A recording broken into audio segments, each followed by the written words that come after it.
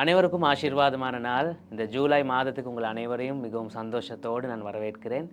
எத்தனை பேர் உங்களோட வாழ்க்கையில நீங்க வெற்றியை அனுபவித்திருக்கிறீங்க? உங்களோட வாழ்க்கையில நீங்கள் வெற்றிகளை அனுபவித்திருக்கிறீர்களா? யாத்ராகம் 15வது அதிகாரத்திலே மோசே அவருடைய வாழ்க்கையிலே அவர் பெற்ற வெற்றிகளை பாடலாய் பாடுகிறார். தேவன் அவருக்கு கொடுத்த வெற்றியை அவர் பாடலாக பாடி தேவனை நமஸ்கரிக்கிறார். நீங்கள் யாத்ராகம் 15வது அதிகாரத்தை வாசித்தால் அந்த அதிகாரம் முழுக்க அவர் பெற்ற வெற்றியை அவர் பாடுகிறார்.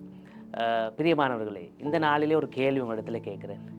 நீங்கள் வெற்றி பெற்ற நாட்களிலே தேவனை தேடுகிறீர்களா அல்லது தேவனை ஆராதிக்கிறீர்கள்? அநேக நேரம் எங்களோட வாழ்க்கையிலே நாங்கள் கஷ்டத்தோடு வேதனையோடு துக்கத்தோடு இருக்கும் பொழுது நாங்கள் தேவனுடைய சமூகத்தை நாடுகிறோம். ஆனால் நாங்களுடைய வாழ்க்கையிலே வெற்றி அடையும் பொழுது, நாங்கள் உயரும் பொழுது, நாங்கள் ஒரு இடத்துக்கு கர்த்தரை உயர்த்தும் பொழுது நாங்கள் கர்த்தரை ஆராதிக்க மறந்துகிறோம்.